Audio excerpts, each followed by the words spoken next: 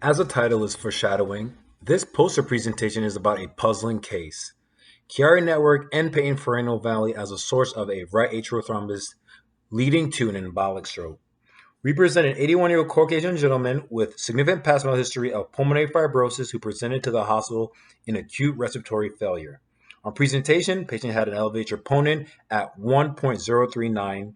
He became hypotensive and required full resuscitation with IV normal saline and received norepinephrine infusion.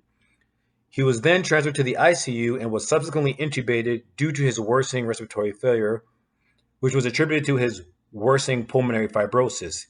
He received 1 milligram per kilogram enoxaparin twice daily, subcutaneous, for elevated troponin and non-ST elevation myocardial infarction.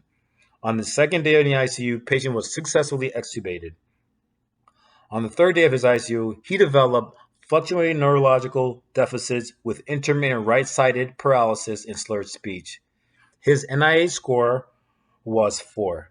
Based on his NIH score and being on therapeutic enoxaparin, patient was not fit to receive TPA. CT of the head revealed no acute hemorrhage and was normal. MRI revealed the presence of a shower emboli in the left pons, the right posterior periventricular white matter, right basal ganglia, left frontal lobe, bilateral occipital lobe, and parietal lobes. Telemetry strips and electrocardiogram showed sinus rhythm with occasional PVCs.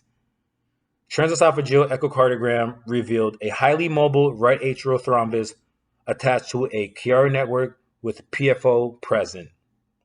Bilateral lower extremity venous ultrasound revealed a non-occlusive thrombus in the mid portion of the left superficial vein. CT venogram of the abdomen and pelvis was negative for any thrombosis. Patient was treated with apixaban 10 mg twice daily, followed by 5 mg twice daily. He recovered from his hospitalization and was discharged to a skilled nursing facility. The PFO and the Chiari network have been proposed as a site of development of a right atrial thrombus. In our case, our patient developed an embolic stroke in the setting of a right atrial thrombus. The right atrial thrombus was attributed to have been formed in the setting of a PFO in a rear Chiari network. Further evaluation revealed no evidence of atrial fibrillation as a source of an embolic stroke.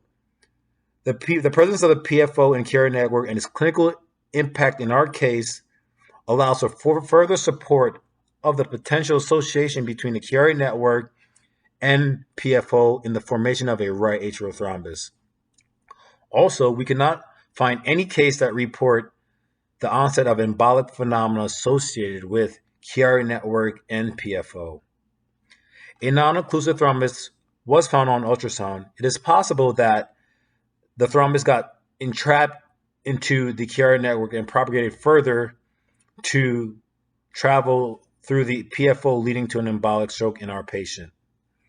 Multiple cases have also suggested the formation of Chiari network to be both protective and causative of complications. In a case report by Goad, a 69-year-old man developed a pulmonary embolism in the setting of a right atrial thrombus and Chiari network. It was hypothesized that the presence of the Chiari network served as a barrier to prevent further travel of the thrombus into the lungs and potentially preventing a massive or submassive pulmonary embolism. Historically, the Chiari network was not found to have any clinical significance until Yater described the nature of the thrombus formation in the setting of a Chiari network. Our case further supports the association between both the PFO and Chiari network. Further evaluation with TE is warranted in a patient with embolic stroke. In conclusion, we present a unique case of a Chiari network in the setting of PFO that led to the development of a right atrial thrombus and an embolic stroke. Larger studies could evaluate and further quantify the risks associated with Chiari network, PFO, and stroke. Thank you.